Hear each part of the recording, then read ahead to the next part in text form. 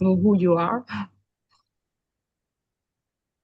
Okay, you can, I mean, I have that as well, Ah, okay. but it's fine either way. If you want to do it, it's okay with me. Do you want Yeah, to it's do very that quick. and then I do mine or what? It's very quick. Anyway, I Okay, think we so can start. for sure. Yeah. Let Okay, me stop so sharing. okay, as you want. Okay, welcome everyone to the first media webinar. This is the first one of a series of webinars that will be placed in LinkedIn, hopefully LinkedIn or Zoom. And I'm Chiara De Bernardo from University of Roma Tre. I'm a PhD student, and I'm pleased to welcome Israel from IDENER. IDENER is a research company based in Spain, and he is a project manager. IDENER is one of our partners, and they focus on the modeling of coatings, antimicrobial coatings that react against pathogen and microorganisms.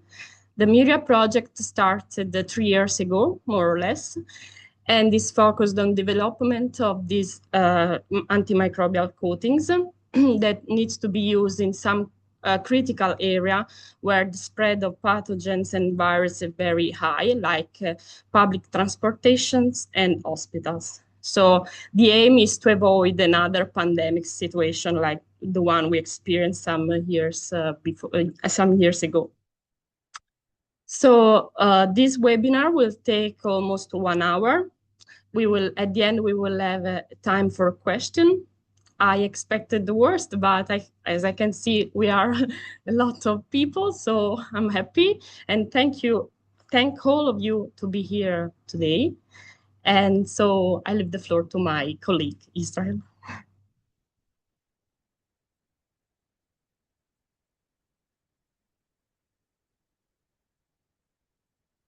Turn on the audio, yes.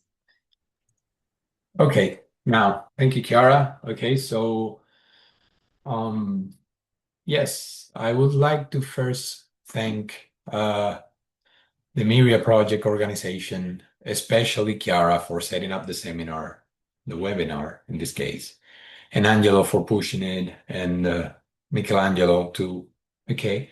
And I would like to acknowledge the European Commission funding the project and IDENER for making me get involved on this one because it's been very interesting. I hope you like what we're about to present. This webinar is about the modeling of the interaction of pathogens on antimicrobial coatings. First, please let me introduce you to Pioneer a bit more in depth and see what we do in the project. We are a Spanish multidisciplinary research company, so we're a private research organization which specializes in computational science, and we apply that to the optimization of industrial systems and processes, modeling, artificial intelligence, cybersecurity. It's a very wide range of applications for computational science and simulations in general. And so in the MIRIA project in particular, we are responsible for, on one side, the molecular modeling for coating design aid by creating these virtual models of the pathogen coating interaction so that we understand better the antibacterial, antiviral, and antifungal character of these substrates, of these coated substrates. We also do the energy and mass analysis in the production processes of the coatings and the nanoparticles, which help us in understanding the efficiency of the processes at hand, and we can identify critical steps to improve production and uh, get more energy efficient processes. Besides that, we are optimizing the modeling that we are doing to improve the accuracy of the models, the efficiency of the algorithms, to reduce computational resources, and to provide guidelines towards an optimal process. And we also do cost and life cycle assessment of the materials and processes, making the project more cost effective and sustainable. Okay. Now, about the webinar, which is why we're here today. I want to provide a bit of context of why what we do is relevant. What is our idea? What we want to prove with this? I want to showcase the model and how it works. I want to let you know how the simulations are set up and why they're set up that way. I want to let you see how the simulation runs. And once you see that, we're going to get to the results for these tasks, discuss the results, and see some possible applications of them and how we could use this in the future. So a bit of context. What are we doing? Why are we doing it? Okay, so bacteria, viruses, and fungi are transmitted through their attachment and their growth and proliferation in high contact surfaces, like door handles, like switches, handrails, anything that many people in public spaces put their hands on. Okay. Basically anything you may know someone which would want to touch it with paper on their hands before touching it with their bare hands. Okay, so anything like that is susceptible of actually being coated for protection in this case. Um, in recent times, there has been an effort to develop surface treatments for these situations, okay? And to prevent the proliferation and the spread of these viruses, there have been 5 different easily recognizable approaches. The first one is developing pattern surfaces, which essentially you have a certain geometric pattern on the surface, and due to that pattern, you can make the bacteria or the virus or the fungi experience stress and deactivate and not be fit for growth on the surface. You also have super hydrophobic and super hydrophilic surfaces, which basically repel water and thereby repel the bacteria, because bacteria tend to come in water or aqueous medium. So that leads to repelling the pathogens so that they slide off the surface. You also have super hydrophilic surface. The idea is the opposite. So you attract water, but not necessarily the bacteria. So the bacteria can be on top and they can slide off as well. Then you have the more difficult approaches, which are functionalized surfaces, which go about the electrostatic interaction between the pathogen and the substrate. And then you have smart surfaces, which act on designed principles. So there can be a capture of the bacteria due to some mechanism, and then another chemical mechanism can kill the bacteria and then release it. And so it's self-cleaning at the same time and all. So it's a bit more complex. We deal more with the first 3, so patterned surfaces, hydrophobic, hydrophilic surfaces, and such. So as we were saying before, as Chiara was saying before, I think since the COVID-19 pandemic, our lifestyle has changed. The persistence of pathogens in our surroundings has become a concern, and this triggered the need for research and development in preventing their spread. This project started in 2022. We were just getting out of the pandemic. So back then, it was really not clear what we had this concept of new normality, the new normal. And it wasn't very clear what new normal meant because normal was normal, right? So we had this weird situation where we had to try to set up an environment for research in advancing in that direction. And that's what we've been doing ever since. So the purpose of MIRIA is developing a wide range of antimicrobial nanocoatings to be used in hospitals and other environments where cross-contamination and contagion risks are significantly less or significant issues, but to make them less relevant, right? So the thing is, as you can see in the image, you have, as I said, handrails, public transportation places, places where density of people is very high in general, hospitals,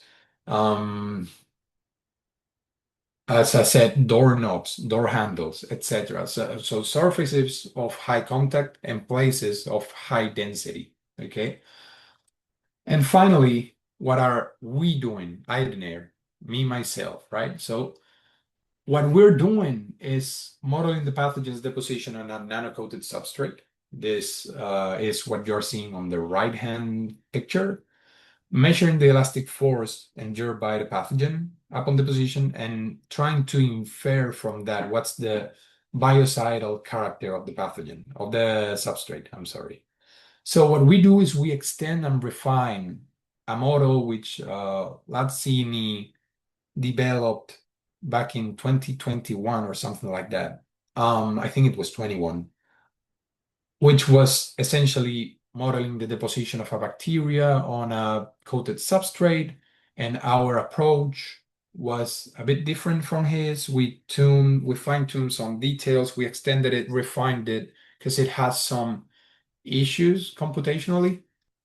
And then those works were at the same time based on the works of Iveta Janzingova, Ivan Simrak, and such. And I would like to acknowledge Ivan Simrak from helping me at the very early stages, because I approached him and he was able to give me some tips on modeling this part. And what they did was they developed a model, what they call a spring network model, to model red blood cells in a fluid. And that's pretty different, but still it's an elastic cell, which is in a not aqueous, but similar medium and goes through several channels and such. So it's pretty similar, but so it sets the basis for what we're doing. And it's important to acknowledge that. And ultimately, this model should be able to aid in the development of novel biocidal nanocoatings. Okay. Our case today, what we're going to deal with today, the simulations you are going to see are for Staphylococcus aureus, which is the quintessential pathogen to simulate, basically. And the substrate we are going to see is a polymer substrate, which was laser sintered with silver nanoparticles for the MIRIA project. Okay. How will we do that?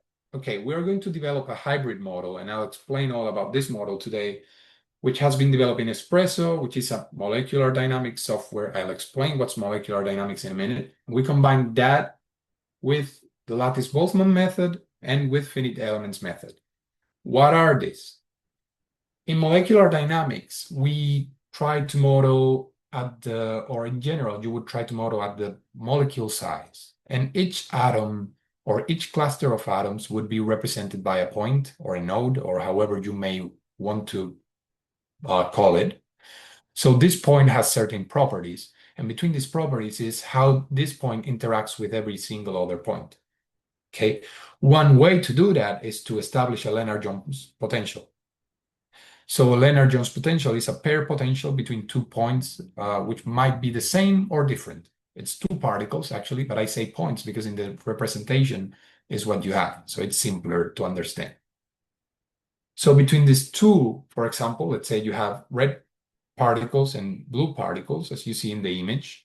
You can set the Lennard-Jones potential so that red particles don't interact amongst themselves, and the same for blue particles. But when blue and red come together, there can be this potential that establishes how the interaction is, so that when they're very close, it's repulsive. When they are a bit more afar, it's attracting, and there's an equilibrium distance and such and such. We're going to see that later.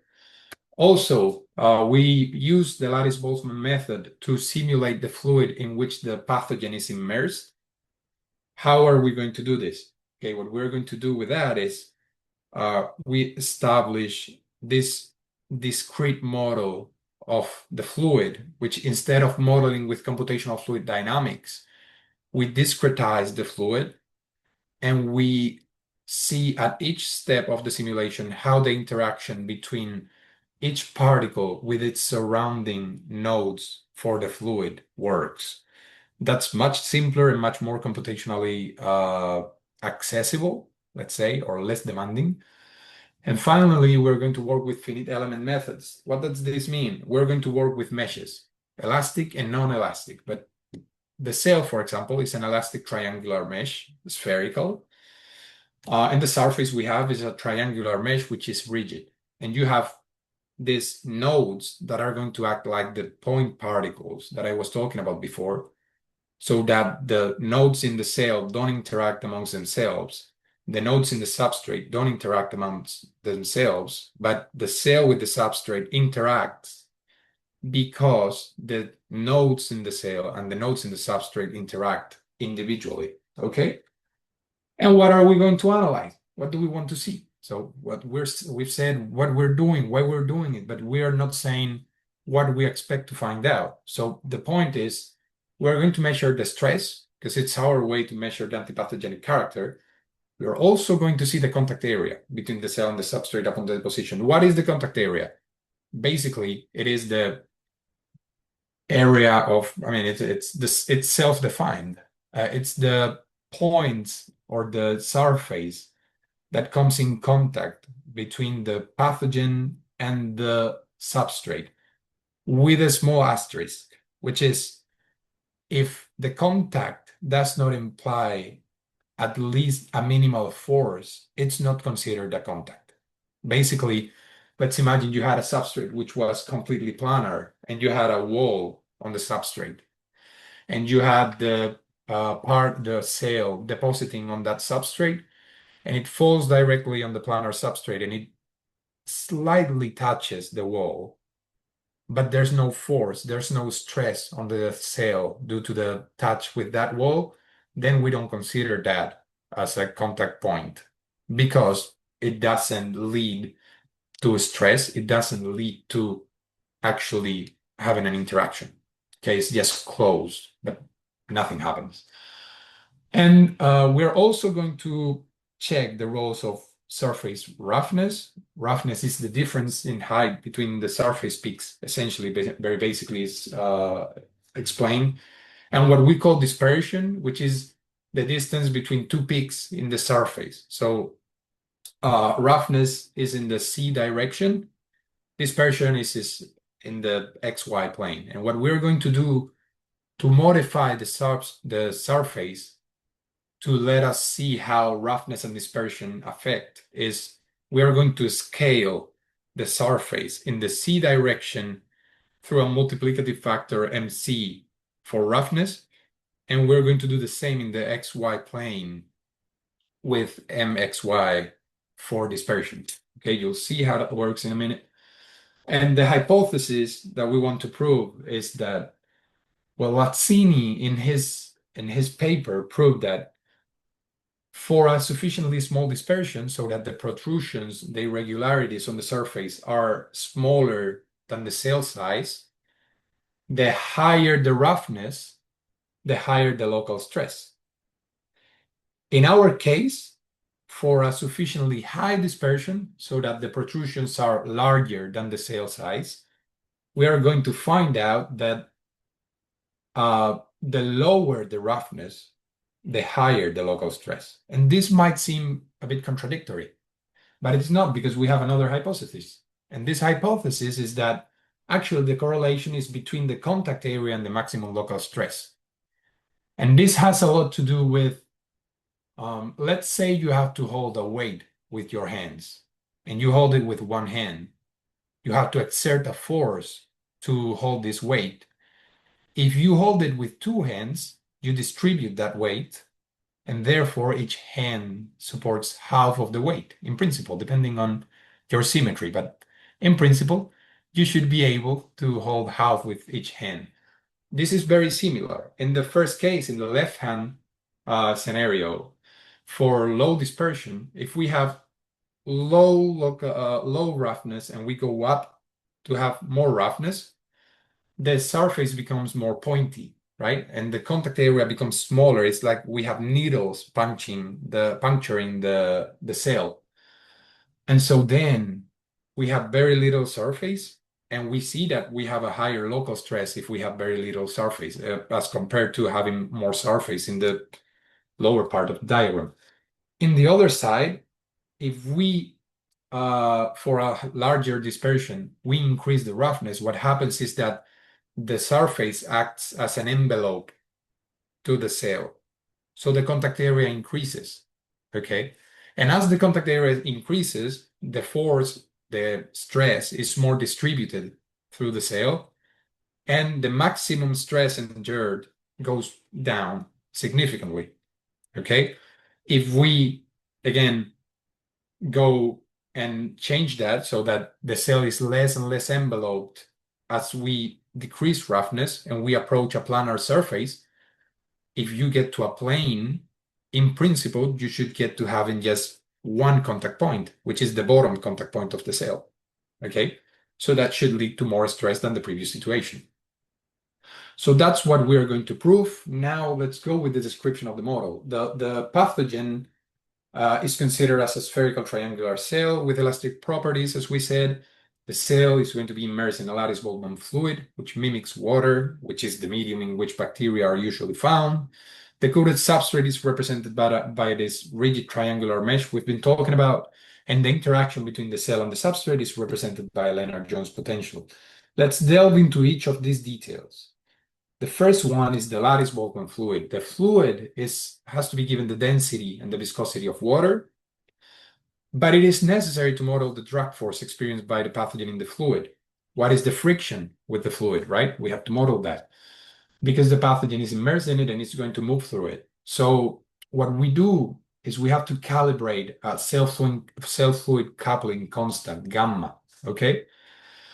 According to Newton's second law of motion and Stokes' law, when a constant force is exerted on this cell, it should reach a constant terminal velocity, which is given by the expression there, okay?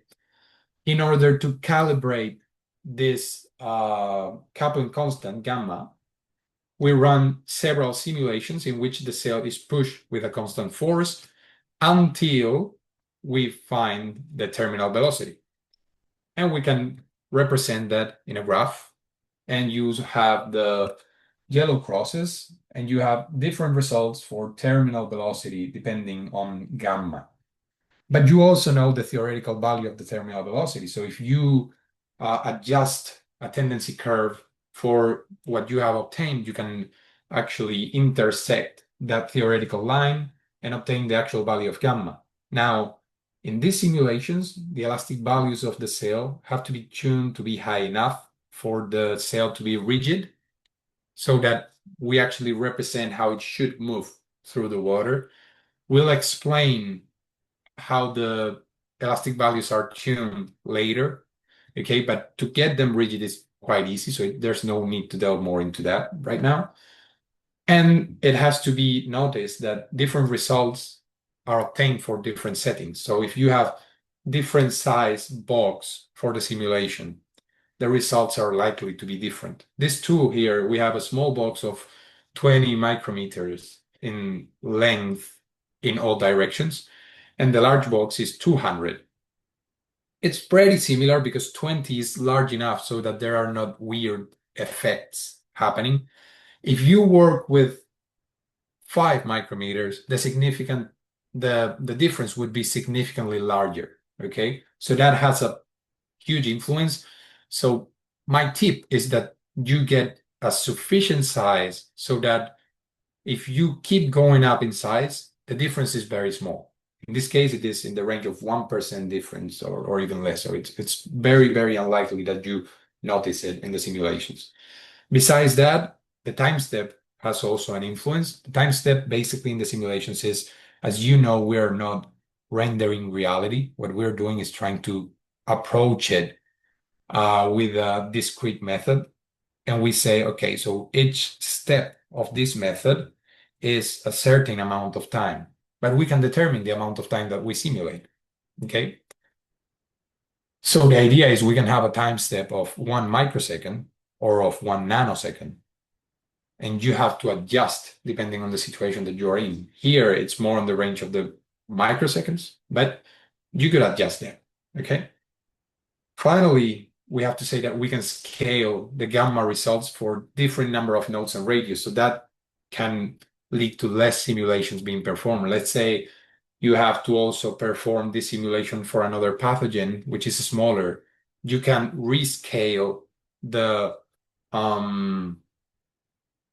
what you have obtained, the results you have obtained through certain transformations, which are pretty simple, to have the same result, but now for a different number of nodes and a different radius, okay? Now, about the elastic properties of the cell, we have to model the elastic behavior of the pathogen. It is the form when it deposits, okay? The spherical triangular mesh is generated with a program named GMSH, which is pretty easy to use if you delve into it a bit, but we're not going to go into that. And it works essentially like a spring network. So each blue line that you see represented there is a spring. In your head, it's a spring. Now, there are several elastic constants to be tuned. The first one is the spring itself, okay, the stretching constant between two nodes. Then you have the bending constant. Every two triangles can be bent on their common edge. The resistance to that bending is this bending constant. Then you have the local area constant, which is for each triangle, the resistance that you have for it to deviate its size from its equilibrium size, okay, area if you want. And then you have the same, but generalized for the global area, the area of the full sail, and the volume of the full sail, okay? Besides that, it's important to notice that the original object in fluid model, which was developed by Jan Zingova and Ivan Simbrek and these guys I talked about earlier, was originally developed for red blood cells, and they have a different behavior. They are neo-Hookean for stretching and bending. So essentially, in this case, deformation leads to less resistance, so it deforms very easily. In our case, it's the opposite. The more deformation you have, the stronger the opposition to that deformation is, okay, in the case of Staphylococcus. So we modified the model to account for this behavior so that deformation leads to more resistance, okay? That is what you see here. Now, about how we calibrate the elastic parameters. Well, we have to computationally generate and adjust force indentation curves to the experimental case. What's a force indentation curve? So basically, what you do to generate force indentation curves is, in the case of Staphylococcus aureus, for example, you have the tip of an AFM probe, and you make it exert a constant force on the sail until it is stabilized at a certain indentation depth. Okay. And once that happens, you have the indentation value for the curve. Okay.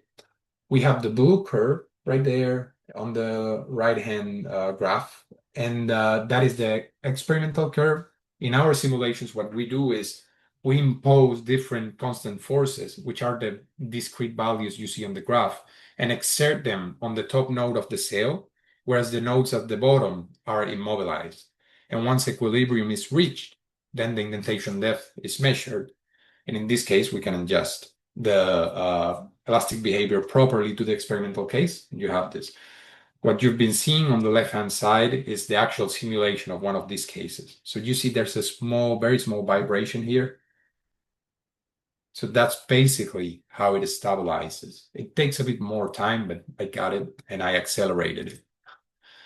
And now about the generation of the surface mesh. The mesh is generated from some files that are provided by the experimental partners. In this case, it was INSTM from Italy.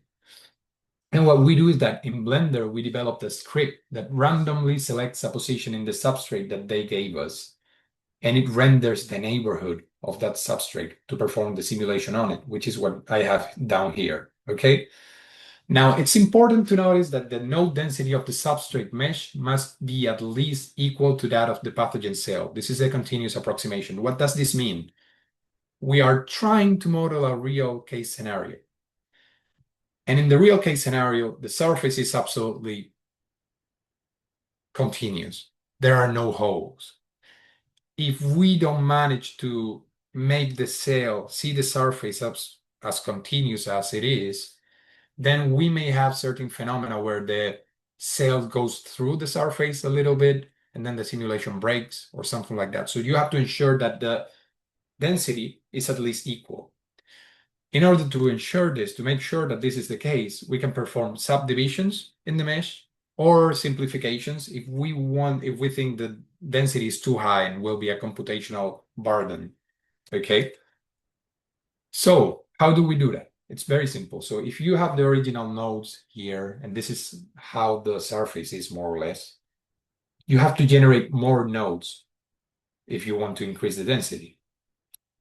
To generate more nodes, what you do is you add one node on each edge in the center point of each edge. So you do this, and now you have a way higher density. You have added essentially for each of the squares that you had, you have generated 3 more points. Okay, 3 more nodes. So now it's 4 times the density that you had. Let's say you want to do the opposite. Let's say you have a density that's too high, that is computationally a burden, that is taking too long to simulate. What you can do is reduce. How do you reduce? You get every other row and every other column eliminated. So for example, you eliminate this one and the next one, and etc., and this one and the next one out, and etc. And what you get is you have to delete this, and now you have a simpler situation, less density, less resolution. You can see it as resolution as well. And this lets us render any experimentally used surface in the project with the algorithm we have developed, regardless of the resolution of the image. So we can like approximate the middle points through this method. Okay. Now, about the Lennard-Jones potential, it's just modeling the chemical interaction between the pathogen and the coating. The way to do this is base it on experimental measures, and these measures, these experimental values are generated by gluing one single pathogen cell to the tip of an AFM probe, and you put it on the surface. And what you do is you move this probe away from the surface with a constant velocity, and you record the forces that are experienced by the AFM probe. And that leads you to all these crosses here. And once you have the crosses, you can adjust the parameters for the Lennard-Jones potential, which are named epsilon and sigma. And when you adjust them, you can get a curve that is exactly representative of what's going on. Okay. Then we can, now that we've seen everything that involves the model, we can now talk about how the simulation is going to be performed. How do we set it up? So our idea is we want to gain insight on the behavior of the surface as a whole. We cannot perform a single simulation for that. We have to perform many. We have to make a statistical analysis. So we are going to perform 200 depositions for each case of the pathogen depositing on random positions of the coated substrate, and we're going to measure the maximum local stress in the contact area we said. Now, how do we do this? How do we apply the force on the cell to approach the surface? The movement of the cell is stochastic, okay? It's pretty random. However, if we are going to simulate deposition, once it reaches the substrate, it tends to stick to it, okay? It tends to approach directly the substrate. So what we are going to do is impose a force that leads it directly to the substrate, okay? We could have done this with a force density, and we tried, and it was proposed in another paper, but it wasn't as simple because our simulations are quite efficient. So we use very small pieces of substrate. And so if you use this force density, the cell may slip out of the substrate that you have rendered, and you don't want that, and that's not realistic, so it doesn't work. What we did is we applied a force that is normal to the surface. So we average the surface to find the average plane of the surface. You get the normal vector, and you apply the force in the direction of that normal vector. Okay. And you can apply different types of forces, a constant force, an increasing force, a force depending on distance, whatever you want. Now, the simulations can fail, and we have to anticipate what type of failures can happen. The thing is, you're going to start always from the same height over the substrate, right? So there is a possibility that in some cases, the cell may overlap with the substrate. In that case, the simulation should be considered over because it's going to fail. Another option is that the surface is so irregular, okay, this right here, that the cell is driven out of it. You have a normal vector that leads the cell out of the substrate. That's also a simulation you don't want to cover. So you just don't.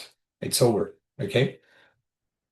We will impose acceptance criteria for these cases to avoid this failing simulation. So basically, if anything of this happens, we don't consider that simulation as valid. How do we make sure then that the conditions we are using are valid? What we do is we consider the initial height of the cell in the simulation, and we test the acceptance criteria in 2,000 different positions over the surface that we're going to simulate. And we ensure that the valid sample considered is representative of the overall coating's behavior. So basically, we check that over 70% of the points in the surface are valid for simulation and therefore represent quite well the character, the antibacterial character of the surface. Okay?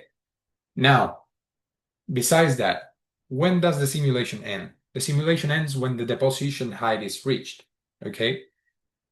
It is possible to measure the height of the position of the pathogens on the substrate, and this height is basically the vertical diameter of the pathogens when deposited. Okay? So what we have to do is, since these pathogens will compress a bit, we have to perform tests on a flat substrate to determine what the force applied should be and how many steps for the simulation we have to run until the cell is compressed to that point. Once we have that, we can apply that on the other case with a regular surface, averaging the surface, okay? And on average, having 200 simulations, you're going to get representative results. Now, what are the variables that you have to tune in this case? All the ones you have on screen are the variables that you have to work with in the simulation. We have talked about basically every one of them. We have talked about time step. We have covered the box length. The system skin is basically the distance at which the interactions are representative enough and such and such. It's a very computational term. We're not going to delve into that today. Then you have the cell radius, you have the node in the sphere, all the fluid properties, the density, viscosity, cell coupling, cell fluid coupling coefficient. You have all the elastic parameters, the length of the substrate, the Lennard-Jones potential, and then you have the actual simulation parameters that we have just discussed, which are number of iterations, steps per iteration, the height at which you start the simulation, the initial force, the increment of the force per iteration, what is the maximum standard deviation we accept, no? How irregular we accept the surface to be so that this situation where the cell left the surface doesn't happen. What's the cell substrate distance that we accept, right? So that overlapping doesn't occur, all that, okay? And we can perform this for several values of MC and MXY, which are different roughnesses and different dispersions. And from doing that, you get this type of simulation, okay? So you can see here the simulation of a deposition case, okay? And you can see how it doesn't directly stick to the surface, but there is some more phenomena. There's some interaction with the fluid, some interaction with the geometry of the substrate, etc. Okay.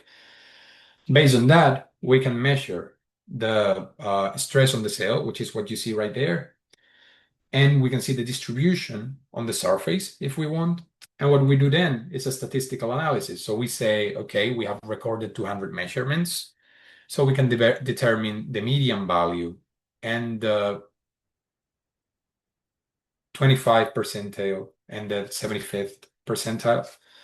And we can represent it here. So for 0.6 roughness, we have this situation. For 0.8, we have this one. For 1, we have this one. And the same applies for the median contact area. What we have found is that for a sufficiently high dispersion, we are in the high dispersion case, the higher the roughness, the lower the stress, the higher the contact area. This proves hypothesis 1. So we have managed to prove our first result, which is that for a sufficiently large dispersion, the contact area should increase with roughness, predictably leading to a smaller local stress. In the case of dispersion, if we reduce dispersion, we are going from 1 to 0.5 to 0.25. We increase the stress and we decrease the contact area. Check out that the behavior is quite not similar, but quite related, and you're going to see why in a minute. Now, notice that this point represents the same as this point. They are just representing different categories. This one is talking about contact area, but also for 0.6 roughness. And this one is talking about local stress for 0.6 roughness. So we could plot the local stress value against the median contact area value, and you would obtain something like this. And you see that there is some very precise correlation between the contact area and the stress, okay? And there's a specific relation that we have found that makes it not exactly inversely proportional, but with a constant, with an additive constant. And so this proves that there is a correlation between the effective contact area and the maximum local stress experienced by the pathogen, so that a lower effective contact area leads to a higher stress, as we see here. Okay, and this is the final result. So we have proven the second hypothesis that we set up to do. Now, with what we have seen, we can summarize the functionalities of the model. We can assess the pathogen deposition process, and we can provide measurements of the stress on the pathogen and the contact area between the pathogen and the substrate, and that leads us to the antipathogenicity of the substrate, the coated substrate, okay? At the same time, this can be done by roughness and dispersion values, and that allows for the optimization of the surface geometry, which enables reducing testing and costs, okay? And then besides that, the Lennard-Jones potential can also be tuned, so you can perform some chemical design, okay? You can test the chemical designs, and all these factors enable the acceleration of the research and design process. Now, for the applications, what can I use this for, right? Besides what I've proposed? Well, what we have covered is the optimization of the antimicrobial coatings. That's what we have done through simulating varying roughness and dispersion and trying to see which geometries would be better. And that could reduce testing in laboratory because you wouldn't have to test all these points, but instead you just get the best situation and use it. And this is useful, of course, for academia, the scientific community, coating developers, and manufacturers. Okay. Besides that, you can talk about specific designs. There are research performed for very specific pattern surfaces. As I previously said, some of the surfaces are based on nanopillars, as you see here.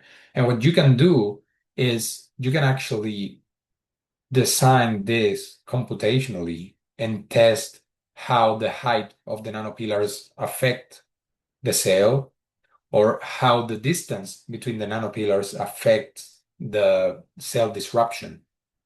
Okay, and that leads to the capability to design these surfaces computationally before you actually get to testing, reducing costs. Always about reducing costs. Okay. Besides that, you can design new antimicrobial coatings through the use of different Lennard-Jones potentials, as we said. So from one computer, from one module of simulations, you can get several different chemistries, which you can then test. This increases the number of options, and you can also reduce it, because you could very well have many options and say, okay, I don't want to test this all because they are the same, but they have just different surface profile. Okay, so what you can do is you can just simulate it, see which one performs better, and then you can choose the best one. Okay, and then you only produce that one at an industrial level. Besides this, the application sectors for this functionality and in general for these coatings are, of course, hospitals, which is the base case for MIRIA and is the most evident, of course. Then you have public transportation, lots of handrails, lots of people, etc. You also have food packaging, because it's something you're going to touch with your hands, you're going to bring that to your mouth, etc. And then you have hotels and services, in which there are also many contact surfaces in which many people tend to touch, you know. So basically, that was it for today. Thank you everyone for attending this webinar. And now it's time for questions. So if you have any I will be pleased to just try to give an answer to that. Thank you, Israel, for the presentation. Very clear. And for my PhD student, for my PhD path, I'm doing something similar. I know how struggling it is to work on modeling, but it's really useful. Thank you. So any question?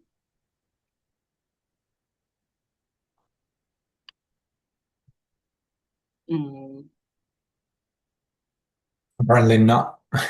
No. So There are two ways to interpret this. was too clear.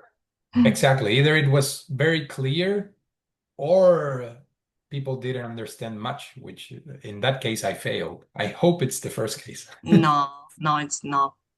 Also because I've seen that most of them work on coding, so I think every one of them have learned something.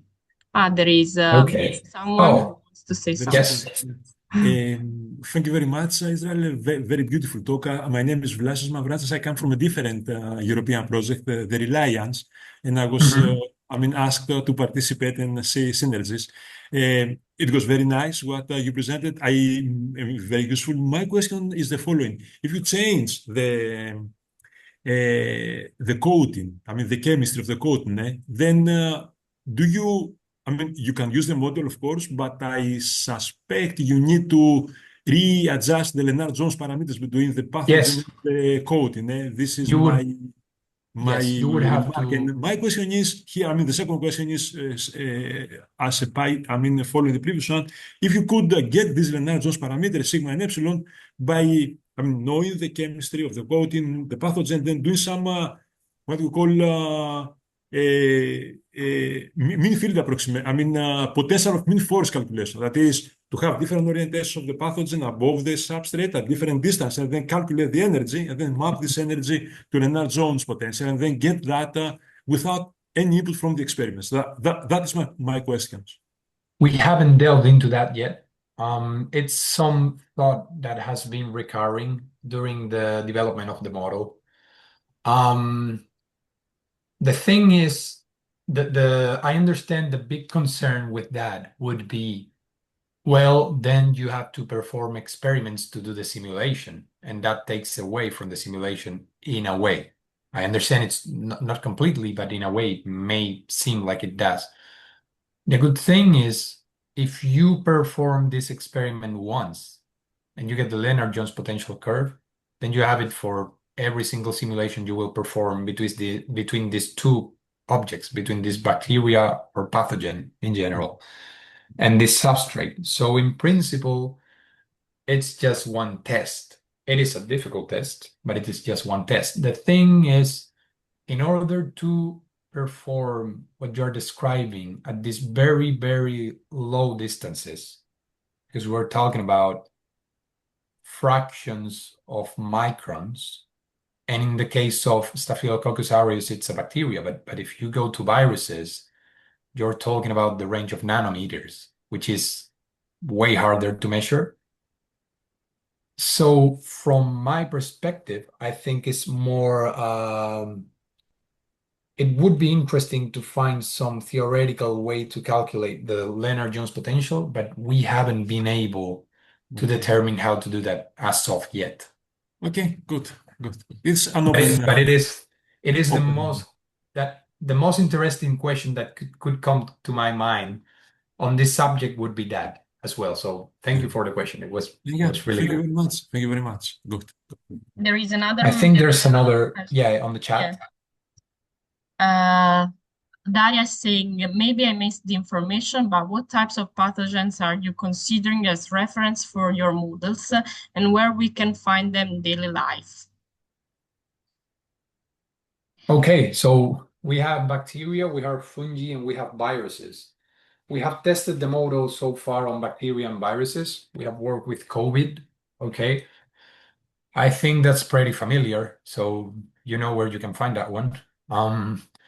As for bacteria such as Staphylococcus aureus, it's one of the most common bacterial strains in the world. So in principle, if you have, which we hope not, of course, but if you get to have bacterial infections, staph is not the least common. It's pretty common. So it's pretty usual. And if you go to places, this has a lot to do with hygiene and access to water and all.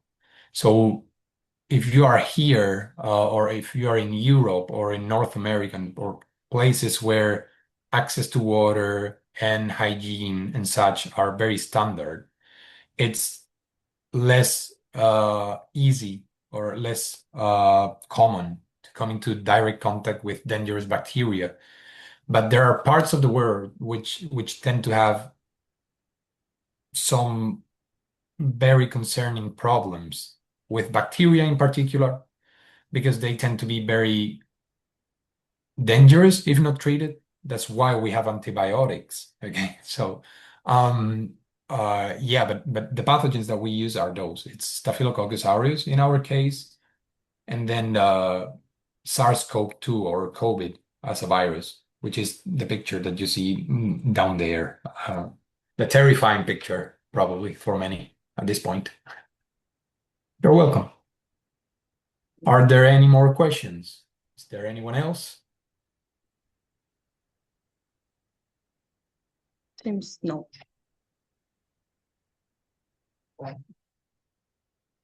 So, thank you, Israel, for being here. And thank you for having me. Yeah. And thank you all of you for participate. We will see next time for another webinar. Follow us on LinkedIn and see you soon, of course. Bye. Bye, everyone. Bye. Thank you. Thank you. Bye bye.